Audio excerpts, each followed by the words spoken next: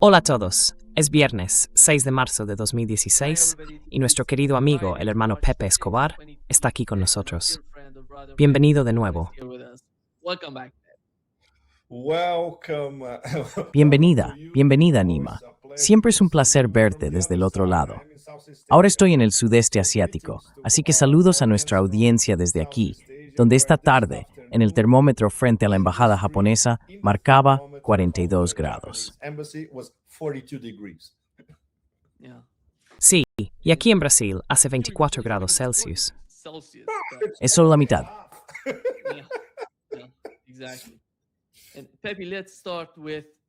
Exactamente. Y Pepe, empecemos con el conflicto en Oriente Medio. La guerra que está intensificándose, entrando en nuevas fases, con nuevos ataques y una escalada gradual, o quizá incluso drástica. Pepe, ¿cuál es tu interpretación de la estrategia de Irán y cómo va a influir en toda la región?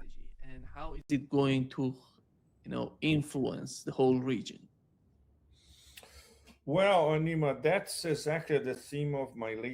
Nima, ese es exactamente el tema de mi última columna que se publicó anoche en Rusia. Así que ahora es de mañana en Brasil. En fin, está circulando ahora. Tiene traducciones, todavía no al portugués que yo sepa, pero pronto tendremos una versión en portugués. Me centro en la estrategia del mosaico descentralizado, que es el nombre oficial de la estrategia iraní. Exactamente, lo verás, la alusión está justo en el título.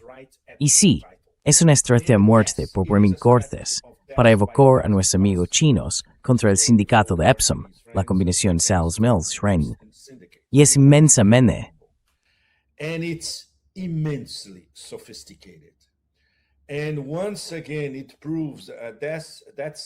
Y una vez más, se demuestra algo que hemos estado analizando desde el inicio de la guerra, hace casi una semana.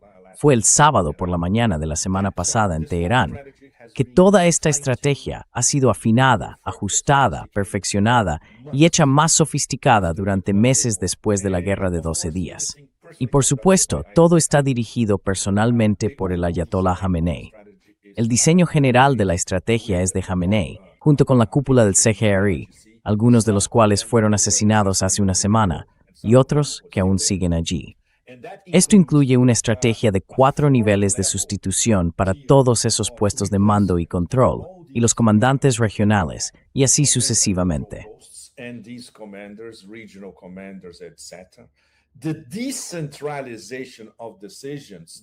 La descentralización de las decisiones significa, por ejemplo, que un comandante en Juzestán o un comandante en el Azerbaiyán iraní es completamente autónomo. Pueden tomar decisiones en cuestión de 5 segundos sobre el terreno sin tener que levantar el teléfono y llamar al mando central en Teherán. Esa es la idea descentralizada. Es un mosaico. Incluso hay un componente poético, arquitectónico y artístico muy bello en ello. Esos fantásticos mosaicos que vemos en las mezquitas o palacios persas de todo el país, como en la extraordinaria mezquita de Isfahán, son un reflejo de esto. Se aprecia esa complejidad, cómo está esculpida lado a lado con múltiples ángulos. Y ese es exactamente el principio general de la estrategia.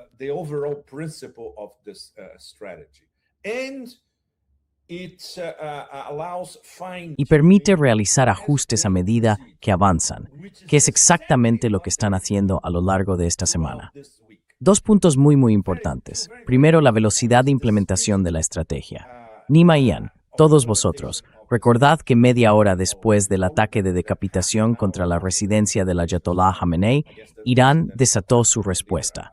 Eso significa que aprendieron de sus errores durante la guerra de 12 días. Segundo, su red eléctrica estaba mucho mejor protegida que durante aquella guerra, cuando tuvo que ser reparada por técnicos rusos en un plazo de 24 a 48 horas.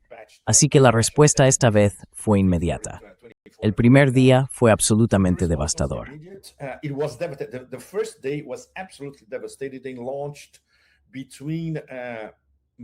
Lanzaron, entre misiles y drones, unos 1.200 el primer día.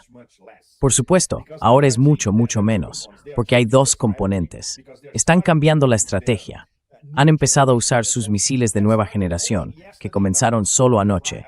La noche del jueves, hora de Asia. La mañana del viernes, hora de Asia. Está confirmado que en este primer lote, de entre miles de misiles, estaban utilizando algunos producidos hace 10 años o más, 2012, 2013, 2014, según el IRGC. Ahora, van a empezar a usar progresivamente los nuevos lotes, misiles fabricados en los últimos 10 años, culminando más adelante con sus hipersónicos de última generación.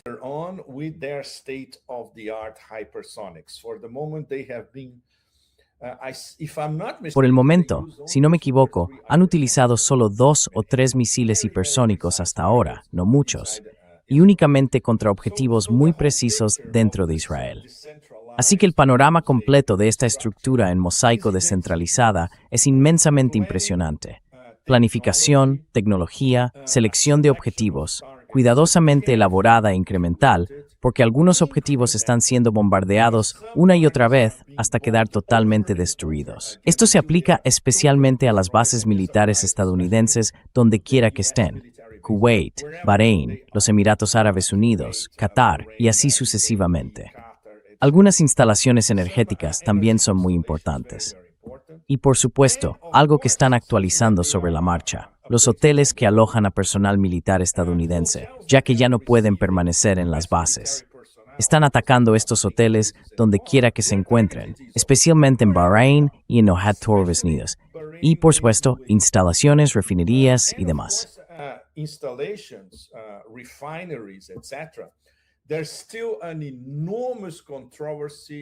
Todavía hay una enorme controversia sobre Tanura, en Arabia Saudí, si realmente fue obra de la Guardia Revolucionaria iraní o una operación de falsa bandera. Lo mismo ocurre con Azerbaiyán. Es casi seguro que aquello fue una falsa bandera, por varios motivos. Israel y Azerbaiyán mantienen vínculos muy estrechos. El hecho es que el sindicato de Absheron quiere involucrar a Azerbaiyán en la guerra para usarlo como base desde la que empezar a atacar a Irán desde el oeste, desde el suroeste. Así que todo el panorama está evolucionando muy rápido. Irán está siendo golpeado duramente, no hay duda. Teherán está siendo bombardeado de forma masiva. Lo hemos confirmado con nuestros amigos sobre el terreno, incluido nuestro amigo el profesor Marandi.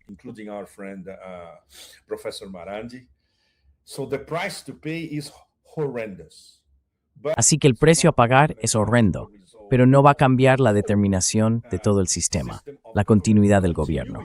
Muy importante. Desde el ataque, desde el asesinato del Ayatollah Jamenei y de algunas figuras muy importantes, la continuidad del gobierno se mantiene. Por ejemplo, todavía hay mucho debate sobre el nuevo líder supremo. Es prácticamente seguro que sea Mostafa Jamenei, su hijo, pero aún no lo han anunciado y no lo van a hacer, probablemente no en un futuro próximo. Van a mantener esto en silencio. Pero a todos los efectos prácticos, podemos considerar que Mostafa Jamenei ya está coordinando muchas de las tareas que antes estaban bajo la responsabilidad del Ayatollah Jamenei.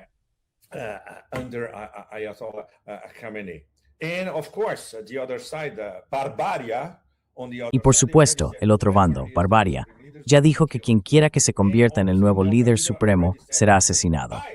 Y obviamente, Nima, Calígula, ya dijo: tengo que elegir al nuevo Tribunal Supremo. Pero en cuanto a imbecilidad, Nima, mira, de acuerdo, él tiene el imbecilómetro, cada día lo rompe Calígula, pero este va a ser muy difícil de superar. Es una de las declaraciones más estúpidas en términos de absoluta estupidez en política exterior y en cómo funciona un proceso de gobierno, viniendo de cualquiera en los últimos 100 años o más. Pero bueno, eso es lo que esperamos de Barbaria, ¿no? Así que Irán, aunque esté siendo bombardeado como el infierno, es un objeto inamovible.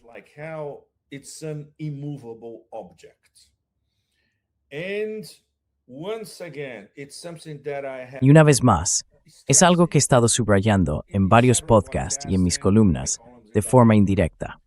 Estamos siguiendo dos caminos paralelos que no van a cruzarse en un futuro próximo. Ambos se dirigen hacia la línea de meta, pero ni siquiera sabemos cuándo será esa línea de meta, o si realmente existe. Por un lado, Irán debe resistir cueste lo que cueste, y teniendo en cuenta la sofisticación de la estrategia de mosaico descentralizada y todo lo que estamos oyendo de los altos mandos del propio Araghchi, resistirán cueste lo que cueste.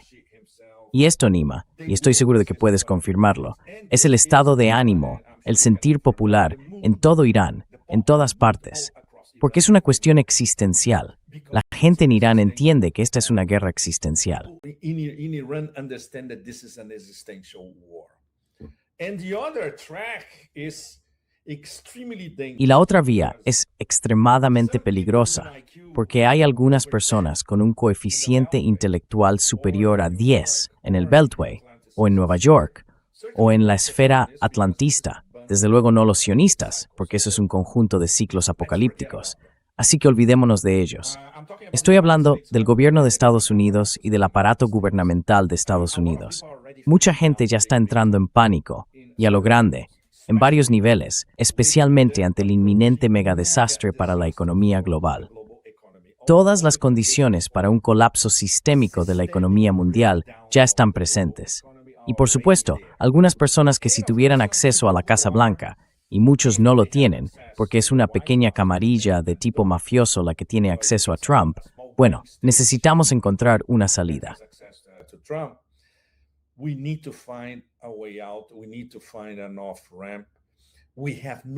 Necesitamos encontrar una vía de salida. No tenemos ningún tipo de planificación. Nos metimos en esto sin, bueno, lo cual es absolutamente cierto. Ellos se metieron en esto con algo de planificación previa, pero sin ninguna planificación posterior, asumiendo que en un fin de semana decapitarían al gobierno iraní, iniciarían un cambio de régimen y tendrían todo resuelto en cuestión de 3 días, antes de que abrieran los mercados el pasado lunes.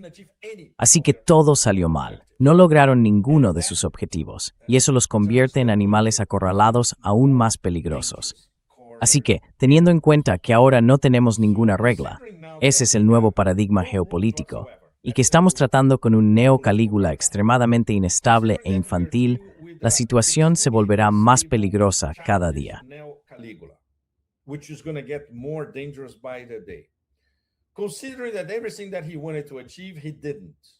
Teniendo en cuenta que no logró nada de lo que quería conseguir. Teniendo en cuenta que no podrá lograrlo en un futuro próximo, si es que alguna vez lo hace. Teniendo en cuenta que ya ha hecho implosionar su propia presidencia y que está en proceso de hacer implosionar la economía global al mismo tiempo, no tenemos ni idea de qué tipo de decisión absolutamente absurda e inmensamente peligrosa podría estar a la vuelta de la esquina.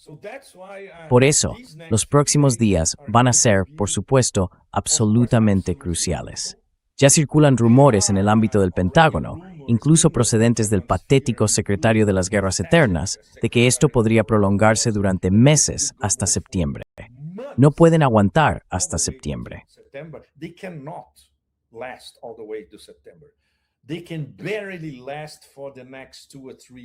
A duras penas podrán aguantar otras 2 o 3 semanas. No habrá armas después de eso, 2 o 3 semanas como mucho. ¿Qué van a hacer? ¿Bombardear Irán con qué? Ya sabes, incluso con todo lo que hay en Ucrania, seguiría sin ser suficiente. Y los rusos pueden asesorar a los iraníes sobre cómo defenderse, lo cual, por cierto, ya están haciendo. Este es uno de los mini capítulos de mi columna, donde hablo del corredor Astrak-Teherán, a través del cual los rusos están ayudando a Irán. Aún así, teniendo en cuenta que Irán no pidió ayuda, Nima, muy importante, esto fue reiterado por Putin hace solo unos días.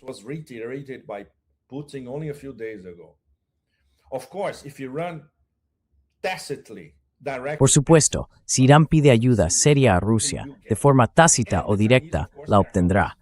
Y los chinos, su ayuda es muy discreta, pero sabemos que también está ocurriendo. Todo, inteligencia satelital en tiempo real, el sistema satelital de Baidu, lo que quieras. Así que, ahí es donde estamos, Nima. Estas 2 vías paralelas, no sabemos cuál llegará a una conclusión en los próximos días, pero eso determinará si la guerra puede desactivarse. Y ahora, enorme presión desde el propio Golfo, suponiendo que Neil Calígula escuche al Golfo que abandonó por completo, y está muy enfadado.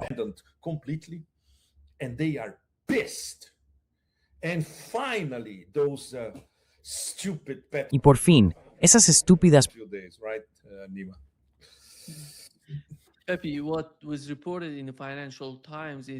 Lo que informó el Financial Times es que Arabia Saudí, los Emiratos Árabes Unidos, Kuwait y Qatar están discutiendo retirarse de los contratos con Estados Unidos. y cancelar los compromisos de inversión futuros allí para aliviar parte de la presión económica causada por la guerra con Irán.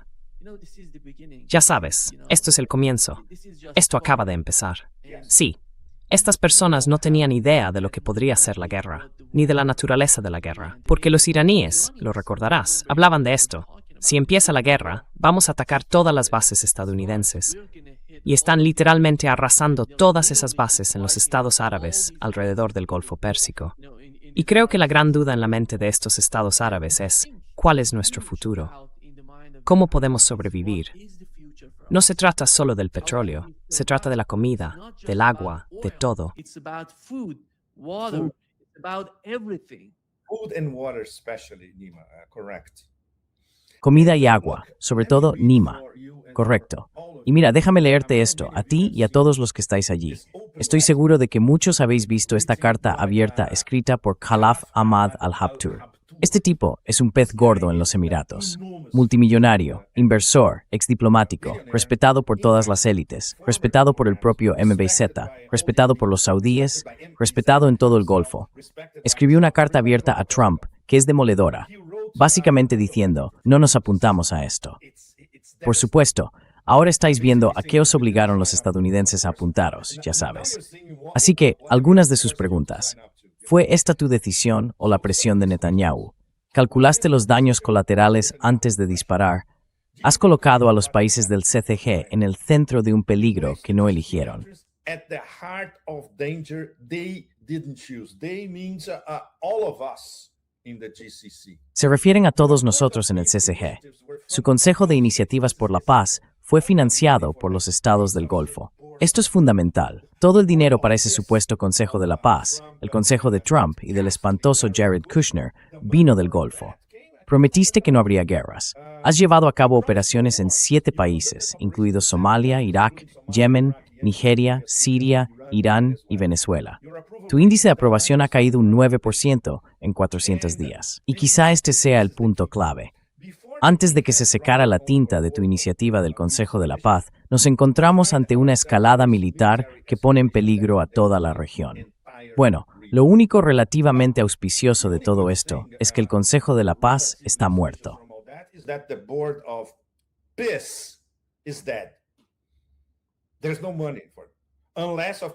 No hay dinero para eso, a menos que, por supuesto, Nima al-Khorshid y sus compinches en Estados Unidos inviertan en ello.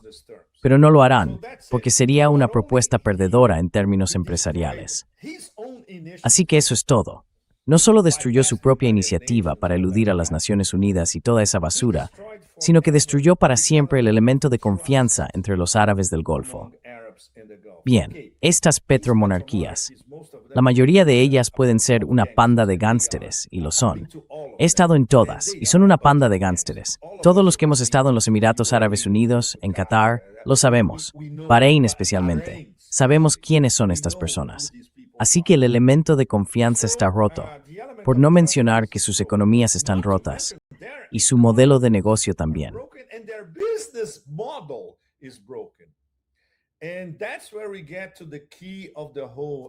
Y ahí es donde llegamos a la clave de toda la ecuación, Nima, y todos vosotros. El modelo de negocio es cómo funciona el petrodólar. Después de eso, la historia será completamente diferente. Estos gánsteres, que han visto cómo funciona el juego, dejarán de usar el petrodólar, dejarán de vender su energía en dólares y de comprar cosas que alimentan la economía estadounidense o Wall Street. Empezarán a buscar alternativas. Y ahí es donde, adivinad qué, entra Rusia. Porque Rusia mantiene buenas relaciones con todos en Asia Occidental, en el Golfo y demás. Así que el papel de Rusia, dependiendo de cómo evolucione la situación, va a ser de múltiples niveles e inmensamente importante. Para empezar, ¿sabéis quién controla ahora la OPEP Plus? Rusia. Y si vamos un poco más allá, ¿sabéis quién está al mando de la OPEP en este momento?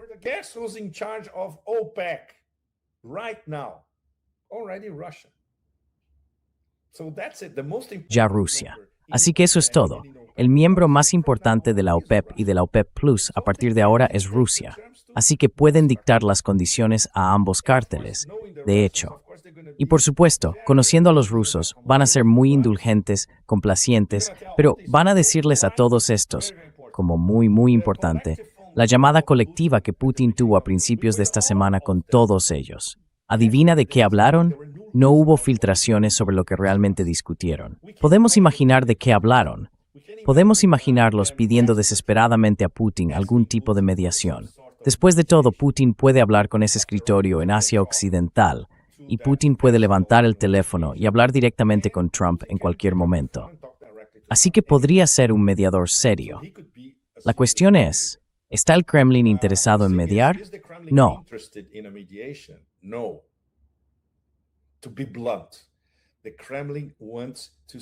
Para ser franco, el Kremlin desea ver la destrucción de la presencia estadounidense en Asia Occidental, tanto como Irán y tanto como China. Y ahí es donde los tres países de los BRICS se conectan en la esfera geoeconómica y financiera. Lo que ya está ocurriendo para ellos, si dejamos de lado las cosas horribles que están sufriendo la población civil iraní y la libanesa, por no mencionar Gaza, es que Irán, Rusia y China están observando en directo, en tiempo real y a una velocidad vertiginosa, el colapso de la influencia estadounidense en toda Asia Occidental. Ya podemos ver que todos los elementos están ahí, y a partir de ahora solo irá a peor para los estadounidenses. Así que, más adelante, la situación será distinta. Más adelante para los chinos también será vaya muy dulce, porque la transición será del petrodólar al petroyuan. Because the transition is going to be from the petrodollar to the petro-yuan. No question about that. And for Russia in terms of... No hay duda de eso. Y para Rusia, el paraguas que protege a todas esas petromonarquías del Golfo podría acabar convirtiéndose en un paraguas ruso, si los rusos están interesados. Depende de ellos. Sería una ventaja para ellos. Puedes imaginarlo. Todo lo que estamos comentando ha ocurrido en menos de una semana. Así que esto significa que todo el sistema es un shock sistémico, porque el sistema entero ya está patas arriba en solo una semana. ¿Y te imaginas lo que podría pasar después de 3 o 4 semanas, con el estrecho de Hormuz prácticamente bloqueado, aunque los iraníes digan que no lo está? Even though the Iranians are saying it's not. That's a diplomatic way of saying yes. Esa es una forma diplomática de decir que sí, está bloqueado para todos esos miembros de la OTAN, STAN y naciones hostiles. Para nuestros amigos, está abierto. Por ejemplo, si un carguero indonesio quiere cruzar el estrecho de Hormuz, ningún problema. Por ahora, para los rusos y los chinos, está totalmente abierto, de ida y vuelta. Para Occidente en su conjunto y para Israel, ni siquiera lo sabemos, completamente bloqueado. Así que ya estamos viendo un aumento en el precio del crudo Brent. Pánico por todas partes, especialmente en ciertas zonas de Asia. Japón, Corea del Sur, Taiwán. Están absolutamente desesperados. China todavía tiene reservas considerables.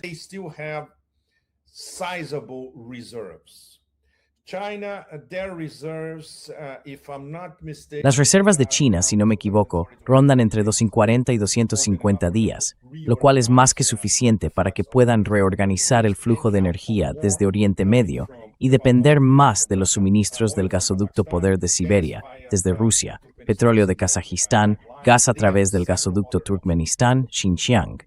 Tienen varias otras opciones. Pero para Japón, Corea del Sur y Taiwán es un desastre absoluto. Para Europa, bueno, Europa depende del petróleo del Golfo Pérsico, lo mismo. Gas que llega de Qatar a Europa, olvídalo, porque Qatar ha cerrado los grifos. Y aunque los volviera a abrir, haría falta al menos un mes para regularizar todo el sistema. Y además de eso, tenemos ese fabuloso casual, ya sabes, justo en medio de una conversación. Oh, mira, se me ha ocurrido una idea.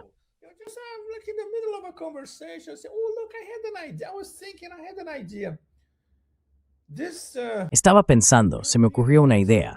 Estas élites europeas quieren cortar completamente a Rusia de la venta de energía a Europa. Mira, ¿por qué no? No hay problema. Podríamos hacerlo ahora y vender a nuestros amigos y socios de Eurasia o del sur global, etc. Así que, una vez más, los chihuahuas europeos es su especialidad. Lo único que saben hacer es apuñalarse a sí mismos por la espalda. Así que ahora ya no hay más energía, especialmente gas procedente de Rusia, ni gas procedente de Qatar. Entonces, ¿qué vais a hacer, cabrones? Vale, empezad a reíros, porque os vais a hundir por completo, incluso más rápido que antes. Todo eso, Nima, en menos de una semana. all that, Nima, in less than a week.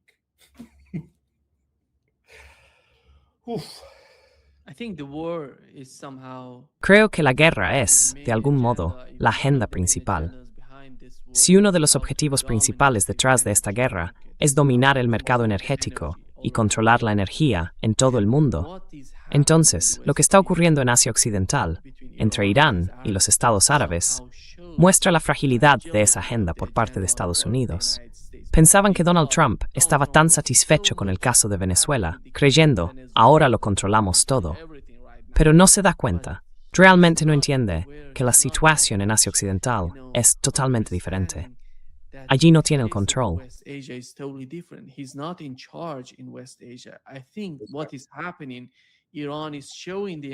Creo que lo que está ocurriendo es que Irán está mostrando a Estados Unidos que todo en la región está definido por Irán, por la estrategia de Irán. Y en mayor medida, Rusia y China intervienen porque saben la importancia de esta región.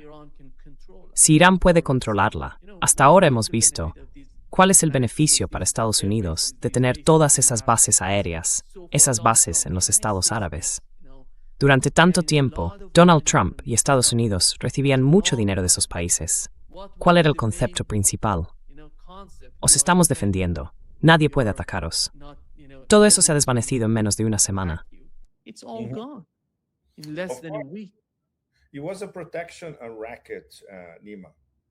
Era una red de extorsión, Nima. Era una operación mafiosa y cayeron completamente en la trampa. Ahora es fascinante, porque bastaron solo unos días para demostrarles que todo era falso desde el principio. Y no tienen a dónde ir, porque nunca pensaron en un plan B. Van a tener que empezar a pensar en uno ahora. Sí, un punto crucial, en el que todos los analistas independientes coincidimos, es que esta es una guerra energética, sin duda. Desde el punto de vista del imperio del caos, el saqueo, los ataques permanentes y bla bla bla, y si no nos sigues te matamos, literalmente. Esto es lo que están haciendo. Así que se trata de la ruptura total del derecho internacional. So this is the complete breakup of international law. And Neo Caligula himself, in his own words. Y el propio Neil Calígula dijo con sus propias palabras, no creo en el derecho internacional, creo en mi propia moral. Le estoy citando, no hace falta comentar, ¿verdad? Era absolutamente anatema para las clases dirigentes estadounidenses que existiera un país soberano en Asia Occidental, lleno de energía, petróleo y gas, uno de los mayores productores y proveedores del mundo, comerciando con energía sin pasar por el dólar estadounidense. ¿Qué es lo que Irán ha estado haciendo, especialmente en los últimos años? Eso mismo hacía también Venezuela. Y una vez más, como has señalado correctamente, Venezuela fue muy fácil, pero Irán es una historia completamente diferente. Iran is a completely different story. You were dealing with a mid-ranking power. Estabas tratando con una potencia de rango medio, extremadamente bien armada, bajo 47 años de sanciones, sobreviviendo después de 47 años de sanciones, con una población altamente educada, universidades fantásticas y científicos e ingenieros de primer nivel.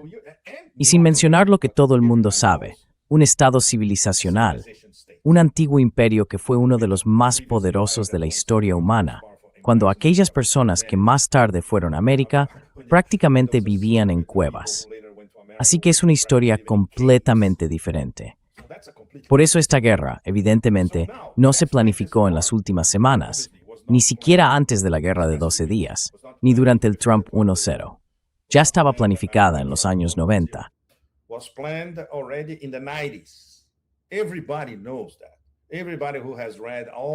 Todo el mundo lo sabe.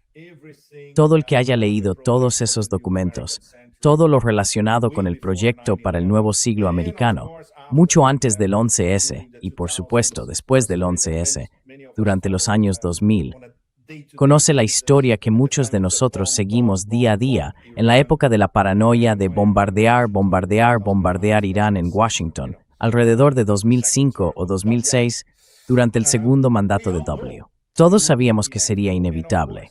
Y por supuesto, simplemente no pueden permitir que Irán exista. El sistema existe, y especialmente la forma en que el sistema resiste las sanciones y comercia con energía eludiendo el dólar estadounidense. Así que esto era inevitable. Obviamente, Trump es solo un niño mensajero. El mensajero con un cerebro de 4 años, quizá de 2. With a 4-year-old brain, maybe 2-year-old brain.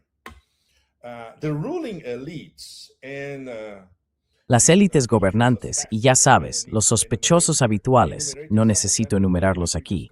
Mencioné a algunos de ellos en una de mis columnas anteriores sobre Rusia. Son los mismos. Los que quieren destruir Irán son los mismos que quieren destruir Rusia y luego ir a la guerra con China. Y ahora ya están librando una guerra en 3 frentes, lo cual es absolutamente imposible que ganen. Así que bueno, él siempre se hacía pasar por el gran analista geopolítico del final del último milenio, Brzezinski. E incluso antes de escribir El Gran Tablero Mundial en 1997, ya decía que había que impedir la aparición de un competidor de igual nivel en Eurasia. Ahora es aún peor. of a peer competitor in Eurasia. Now it's even worse. Now it's 2 peer competitors. Ahora son 2 competidores de igual nivel apoyando a otro, que, bueno, no es un competidor de igual nivel, pero sí una potencia de rango medio de primer orden. Este es el peor de los escenarios para las élites estadounidenses. Significa que en términos de control de Eurasia, se acabó, definitivamente. E incluso podrían perder la parte de Eurasia que han controlado hasta ahora, el suroeste de Asia, parte del oeste de Asia, el antiguo Oriente Medio. Ahora, esto también se está disolviendo. Y lo más importante, conceptualmente, en términos geopolíticos, es que la élite en Irán lo ve con total claridad. Solo si procedes de una civilización, de un Estado con experiencia imperial y 2.500 años de diplomacia y equilibrio político, puedes comprenderlo.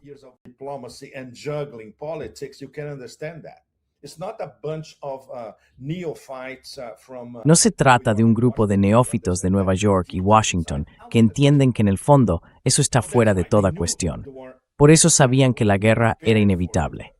Se prepararon para ella, y para este capítulo, se prepararon muy bien. Tuvieron, diría yo, el honor de contar con un líder de la talla del Ayatollah Khamenei, quien, por cierto, tenía experiencia real de guerra durante la guerra entre Irán e Irak. Muy, muy importante. No es un evasor del servicio militar.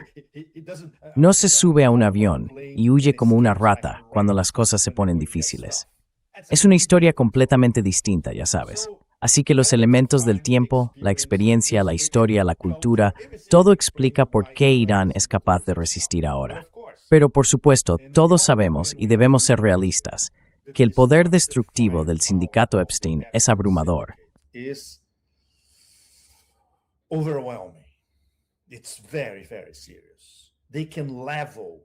algo muy, muy grave. Pueden arrasar cualquier nación en cualquier lugar, de la manera que quieran. Es decir, pueden hacerlo de Gaza con naciones enteras en todas partes. Así que el precio que Irán ya está pagando, y que va a pagar, va a ser prácticamente insoportable, pero no hay salida. Y esto es algo que el Ayatollah Khamenei tenía muy claro en su mente. Las personas que ahora dirigen Irán también lo tienen muy, muy claro, incluido el actual rostro de Irán ante Occidente, el ministro de Asuntos Exteriores Araghchi. Y está comportándose con mucha dignidad en este momento. Mucha dignidad. Ya sabes, como esos imbéciles de... ¿Cómo era? NBC, ¿verdad? NBC consiguió una entrevista exclusiva con Araghchi. NBC, they got an exclusive interview with Araghchi, and he behaved. He was shocked with the Y se comportó, estaba sorprendido. Exactamente. Y obviamente la gente de NBC se quedó sin palabras, porque casi nunca se ven funcionarios iraníes en la televisión generalista hablando un inglés muy bueno y explicando claramente la posición iraní. Probablemente era la primera vez en décadas. Así que, por supuesto, se quedaron sin palabras. Lo único que interesaba a NBC era encontrar una forma de presentar a Irán como aún más agresivo o autoritario, toda esa basura de siempre. Así que la intervención de Araghchi fue muy, muy útil para la opinión pública interna en Estados Unidos, teniendo en cuenta que la guerra ya es impopular allí. Eso es muy importante. La guerra es impopular para más del 60% de los estadounidenses. Eso ya es algo muy, muy significativo. 60% of Americans. That's already a big, big, big thing. So this proves once again that this is not merely Así que esto demuestra una vez más que no se trata simplemente de una guerra de camarillas mafiosas entre Epstein y Trump. Esta guerra proviene de las verdaderas élites que dirigen el espectáculo en Estados Unidos, y eso demuestra que están realmente desesperadas. Si lanzan esta guerra ahora, es porque ven que, mira, tenemos una ventana de oportunidad en este momento. Si no lo hacemos, más adelante seremos simplemente expulsados del escenario. Y una vez más, Nima, muy importante, es una guerra contra 3 países del BRICS. Es una guerra contra un miembro pleno del BRICS apoyado por 2 de sus fundadores.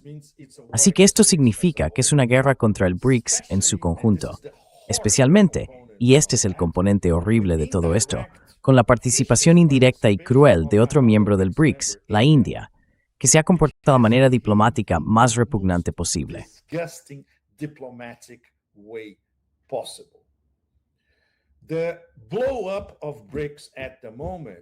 La ruptura de los BRICS en este momento, la responsabilidad recae totalmente en la India.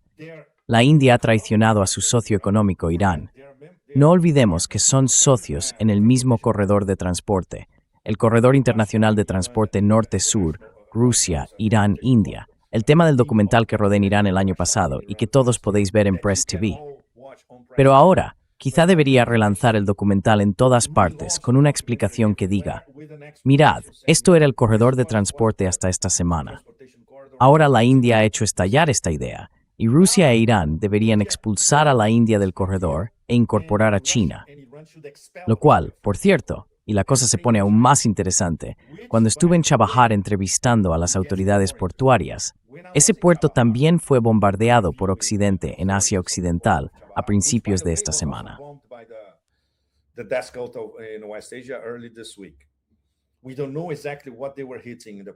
No sabemos exactamente qué estaban atacando en el puerto de Chabahar, pero lo bombardearon porque saben lo importante que es ese puerto.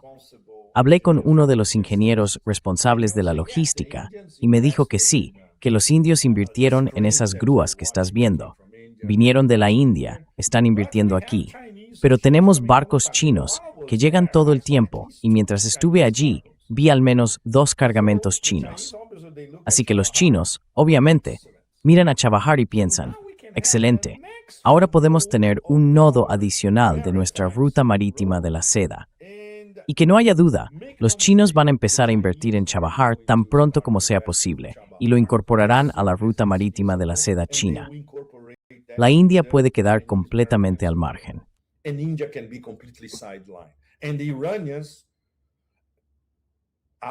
Y los iraníes, yo diría que esto ocurriría casi simultáneamente con los iraníes diciéndole a la India, sí, así que quieres formar parte de nuestro corredor económico después de lo que nos hiciste. Después de no condenar el asesinato del Ayatollah Jamenei, después de permitir que hundieran nuestro barco en aguas internacionales cerca de Sri Lanka, después de que enviáramos nuestro barco a tu exposición marítima en la India. Así que la traición de la India es asombrosa. Es predecible, porque no solo Modi, que es un personaje insignificante, y esos fanáticos del Hindutva que le rodean, por supuesto que tienen un tremendo complejo de inferioridad. Y por supuesto, firmaron un día antes del inicio de la Operación Furia Estúpida, o como quieran llamarla. Eran los mejores amigos. La llaman Furia Absenta. Epstein. Furia Epstein. Sí, podemos llamarla Furia Epstein. Epstein Fury. Yes, we can call it Epstein Fury. Absolutely. Absolutamente. El nombre es Furia Épica. Exactly. Epstein Epic Fury. Absolutely. Exactamente. Epstein Epic Fury. Absolutamente. Así que eran mejores amigos, Netanyahu y Modi. Y él dijo realmente que la India es la madre patria e Israel es la patria padre. Después de eso, ¿qué demonios haces dentro de los BRICS? Esto es algo que, ya sabes, estoy seguro de que los chinos estarán llamando a los rusos para decirles, ¿debemos dejar a estos tipos aquí? ¿Cuál es el sentido? Están haciendo estallar nuestra organización desde dentro. Así que es historia de las conclusiones clave de todo lo que ocurrió en solo un inicio. Nafambris en virgen la hiniu. Es de numerous les indicapton. No poem tuds en futuro próximo. It's not going to change anytime soon. Well-informed Indians are beyond. Los indios bien informados están más que avergonzados. No solo están enfadados, sino que algunos de los mejores analistas y empresarios indios están consternados y avergonzados. Dicen, no sabemos qué decir, hemos sido traicionados por nuestro propio gobierno. Así que habrá repercusiones serias para los BRICS. De hecho, la cumbre de los BRICS en la India este año, ya ha sido dinamitada por la propia India. Así que, en este momento, los BRICS están en coma, en un coma grave. Me duele decirlo, y para todos los que hemos seguido a los BRICS muy de cerca, va a ser una tarea enorme resucitar a los BRICS de esta puñalada fatal de uno de sus miembros fundadores.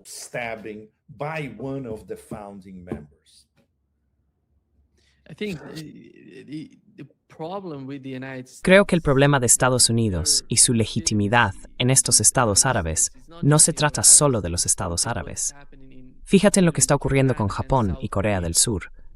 Sabes, estos dos países se vieron afectados por el cierre del estrecho de Hormuz, que ayer, no sé si lo oíste, la ONU preguntó a Irán, ¿cerrasteis el estrecho de Hormuz? Ellos respondieron, no lo cerramos, pero no está abierto. Actualmente no está abierto. Sabemos lo importante que es el estrecho de Hormuz para Corea del Sur y Japón, y se puede percibir como cuando ves a Peter Thiel en Japón, ves cómo Estados Unidos intenta decir, no, todo va a volver a la normalidad.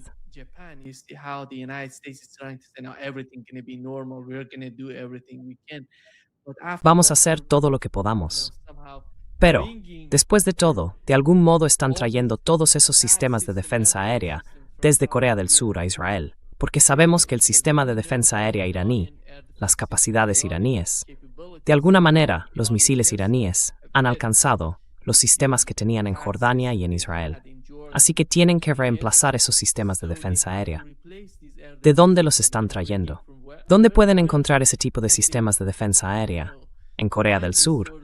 O quizá algunas armas que vienen de Ucrania. Y ves cómo todo se está reduciendo.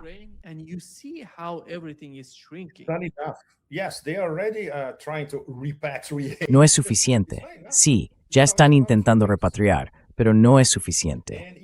Va a durar unos días más. E Irán está calculando todo, ¿verdad, Nima? Fue completamente una locura los 2 o 3 primeros días. Por supuesto, se están destruyendo lanzadores, pero en muchos casos están lanzando misiles incluso sin los lanzadores, y pueden hacerlo. Y algo muy importante, si observas todo lo que está siendo atacado por el sindicato Upstone, está en la parte occidental de Irán. La parte oriental de Irán, ya sabes, acercándose a la frontera afgana, por ejemplo, no recibe ataques de los estadounidenses ni desde la base. Así que todo sigue allí. Y todas esas fábricas subterráneas de misiles están allí, intactas, y las van a usar mucho más adelante. Nunca debemos olvidar que Irán se preparó para una guerra muy larga.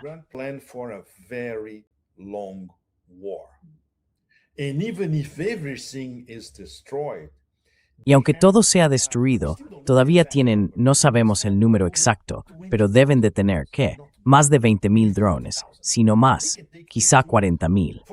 Así que pueden mantener esto indefinidamente si quieren. Y otro ejemplo de la integración militar entre Rusia e Irán. Recuerdo cuando las delegaciones iraníes fueron a Moscú para finalizar la venta de los Shahed a Rusia. Rusia empezó a fabricar sus propios Shahed, que en Rusia se llaman geranios. De hecho, perfeccionaron los Shahed. Los geranios son ahora absolutamente de última generación. Y algunos, quizá muchos, de los drones que Irán utiliza ahora son los hijos de los geranios. ¿Sabes por qué? Porque la antena que usan, la antena Cometa de fabricación rusa para interferir señales, es rusa. Así que son Shahed, con un componente desarrollado en Rusia, esta fantástica antena Cometa.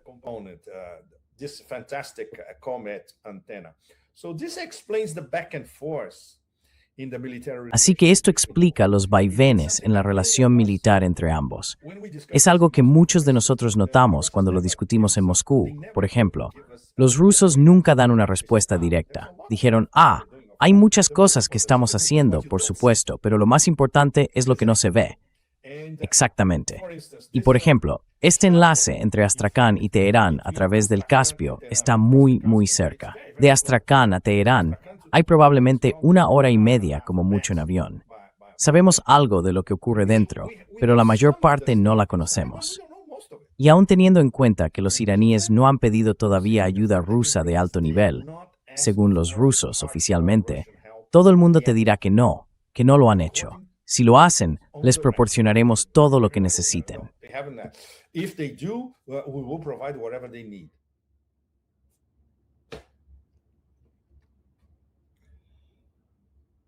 Pepe,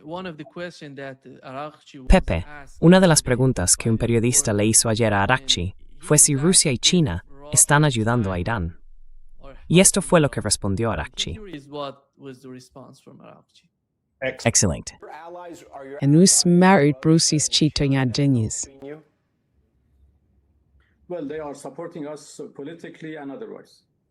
Bueno, nos están apoyando políticamente y de otras maneras. ¿Y te están apoyando militarmente? Bueno, la cooperación militar entre Irán y Rusia no es un secreto. Hemos trabajado juntos en el pasado y eso ha continuado y seguirá, supongo. ¿Y te están ayudando activamente en esta guerra? Bueno, siempre nos han ayudado.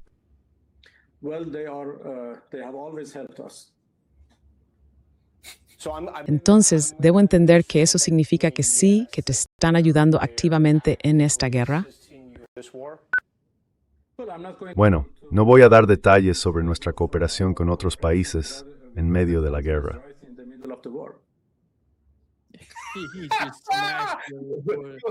He was impeccable. Fue impecable, conciso, directo al grano, y obviamente el entrevistador idiota estaba perplejo. Excelente. Muy bien. Fue una actuación muy buena. Y por supuesto, esto va a tener muy buena acogida en Estados Unidos. La gente empezará a hacerse preguntas. Ya sabes, incluso quienes no siguen nada dirán, ¿cómo es posible que nuestro maldito y estúpido gobierno no supiera que China y Rusia respaldan a Irán?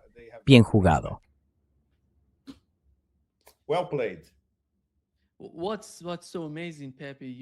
Lo que me resulta tan asombroso, Pepe, es que Donald Trump esté pidiendo a los comandantes y combatientes de la Guardia Revolucionaria iraní que depongan las armas.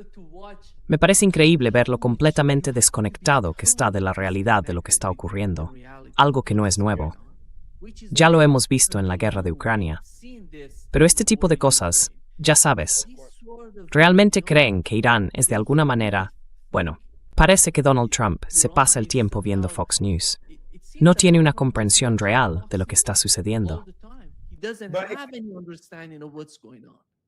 No, Nima, you touched the No, Nima, has dado en el corazón del asunto en cuanto a la mezcla tan peculiar de arrogancia e ignorancia total de Trump. Es algo típico. No lee. Esto es algo que oímos de gente en Nueva York que hizo negocios con él. No lee los informes de inteligencia que llegan a su mesa cada mañana. Solo reacciona a los fragmentos de sonido de Fox News. Y esos duran quizá entre 5 y 10 segundos. Eso es todo. Y obviamente, solo reacciona a lo que algunas personas con acceso directo a él le dicen. No son muchos. Tal vez una o dos frases se le quedan en la cabeza y ya está. Luego le da vueltas a eso. Básicamente es un analfabeto funcional. Esto es extremadamente grave. No tengo ni idea de cómo este tipo consiguió un título universitario. Bueno, hay muchos en Estados Unidos que en realidad lograron hacerlo. Well, there are many in the US who actually managed to do it.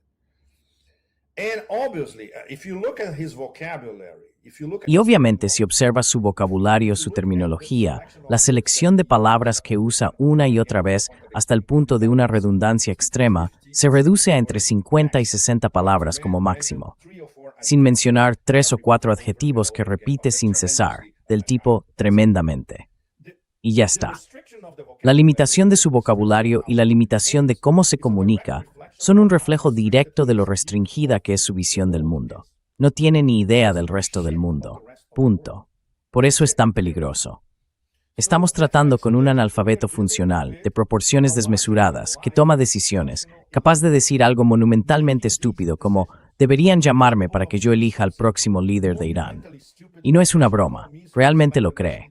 No, no es una broma. No es lo bastante inteligente ni rápido como para soltar una ocurrencia así o convertirla en una broma. One-liner like this or make it a joke. No. So that's why it No. Por eso es mucho más peligroso de lo que sería si estuviéramos tratando con un presidente relativamente racional. Bueno, no ha habido muchos en la historia moderna de Estados Unidos. Pero por ejemplo, Bill Clinton. Bill Clinton era un tipo relativamente racional, con todos sus problemas. Era un buen orador, al menos solía leer. Era un muy buen comunicador. Pero ahora estamos tratando con esta cosa. Y además, aún peor, él cree que puede hacer cualquier cosa, porque no me importa el derecho internacional, solo me importo yo mismo, puedo gobernar el mundo. Está actuando como un neo-Calígula, no solo para el neo-imperio romano, sino para todo el planeta. Y todos somos rehenes de esto.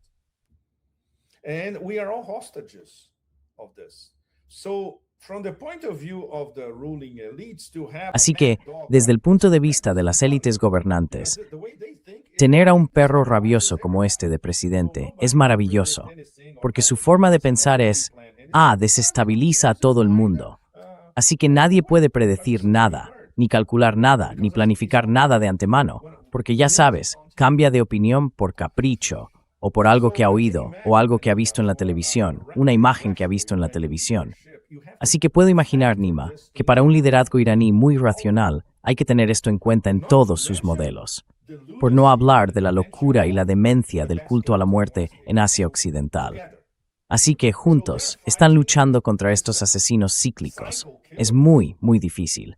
Y el hecho de que en solo una semana hayan conseguido desestabilizar todo el juego ya es inmensamente impresionante.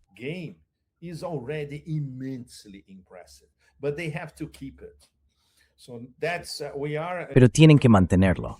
Así que estamos entrando en la etapa crucial de resistencia incesante y al mismo tiempo de ataque. Guerra asimétrica, sí, no hay duda de que esta es una guerra asimétrica. Pero Irán tiene que sostener esta asimetría durante días, semanas y, si es necesario, meses. Y ese es el desafío. Por eso todos estamos preocupados. ¿Tienen la capacidad? Personalmente creo que sí. Mientras mantengan su capacidad de seguir lanzando sus misiles y sus drones, pueden continuar durante mucho tiempo.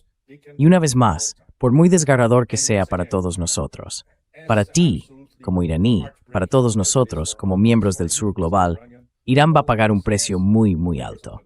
Pero no hay forma de evitarlo.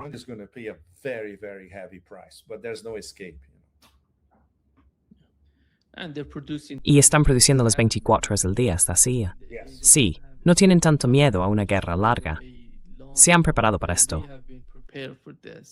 Están preparados para una guerra larga. Sí, Están preparados para lo que van a sufrir. Sí. sí. Creo, Pepe, que antes de terminar, mencionaste que Donald Trump era ignorante o que no entendía la situación. Pero yo diría que todo el sistema es igual. Todo el sistema no funciona. Mira lo que está ocurriendo en el caso de Ucrania, en el It doesn't matter if Republican, Democrat, they don't understand it. Well, it's cultural, Nima. Bueno, es algo cultural, Nima. Estos idiotas nunca han leído a Levi Strauss. No entienden de antropología para empezar. Eso significa que no entienden al otro. Para ellos, el otro, como categoría, es por necesidad inferior. Y eso se vincula con el destino manifiesto, con el excepcionalismo, con la idea de que somos mejores que los demás. Y ya sabes, eso, tengo que volver a mencionarlo. El discurso del pequeño gusano, Marco Rubio, en la Conferencia de Seguridad de Múnich, el discurso de la recolonización, no solo estaba vendiendo la recolonización del sur global en su conjunto, sino que además instó a los europeos a atar sus carros al gran carro estadounidense, porque si lo hacen, van a recuperar la gloria que perdieron. They're going to recover the glory that they lost. Which means, among other things, that Lo que significa, entre otras cosas, que toda esta tradición histórica, especialmente de los últimos 250 o 300 años, no 500, muestra que los europeos no gobernaban el mundo en los siglos XVI o XVII. En realidad, empezaron a dominar el mundo en el siglo XVIII. Este idiota está vinculando a los estadounidenses con esa tradición. Así que en realidad nunca hubo una independencia de Estados Unidos. Si lees eso, está claro que los idiotas que lo escribieron, él no lo escribió, no tiene la capacidad mental para redactar un discurso así. Sus redactores evidentemente no establecieron esas conexiones. Está vendiendo a Estados Unidos. Y sabemos quién es, su redactor, Stephen, exactamente. Pero está presentando a Estados Unidos como una continuación de la explotación colonial de Occidente, que es la tradición de Occidente. of the West, which is the tradition of the West. At least, well, if people read Al menos, bueno, si la gente lee, la gente del sur global que realmente lea el discurso, pueden entenderlo al instante. Sí, estos idiotas son incluso peores que los antiguos colonizadores. Es la misma tradición ininterrumpida que viene de Occidente. Y es cierto, porque las élites estadounidenses, en esencia, las verdaderas élites estadounidenses, ya sabes, el viejo dinero del oeste, la gente detrás de lo que llamamos los Boston Brahmins, el dinero realmente antiguo de la costa este, son esencialmente europeas. Su mentalidad es la de la Europa colonial. Así que al menos ahora eso está claro. Y obviamente los rusos lo ven, los iraníes lo ven, los chinos obviamente lo ven, los indios lo saben. Los intelectuales en la India sí lo ven. No esa banda absolutamente espantosa de Modi y el BJP. Y ya sabes, Brasil, estoy seguro de que las mejores mentes de Brasil también lo ven. the best minds in Brazil see that as They see, yeah. Here in Brazil, they're aware of that. Sí lo ven. Aquí en Brasil son conscientes de eso. Parece que he perdido a Pepe. Sí has vuelto, Yeah, Pepe. you're back, Pepe. Nima, ¿sí me oyes? Nima, Yeah, can you hear me? are you Yes, back? Bill, sí, es tú. Back. Yeah, Sí, sí, sí. Okay. Vale, sí. Así que vamos a tener que ir terminando, por desgracia. exactly. Sí, exactamente. Gracias, Pepe, por estar con nosotros hoy. Ha sido un gran placer. Pleasure, as always. Thank you so much, Nima, and wow. Muchas gracias, Nima, y vaya. La lucha continúa. Como se dice en buen portugués, la lucha continúa. Y me alegra que no estés en Irán en este momento. Es duro y es bueno que estés fuera, manteniendo tu análisis crítico. Sí, inestimable. Cuídate, ¿eh? Muchas gracias, Pepe. Gracias, querida. Cuídate. Un fuerte abrazo. Grande abraço. Tchau, tchau. Abraço, abraço, tchau.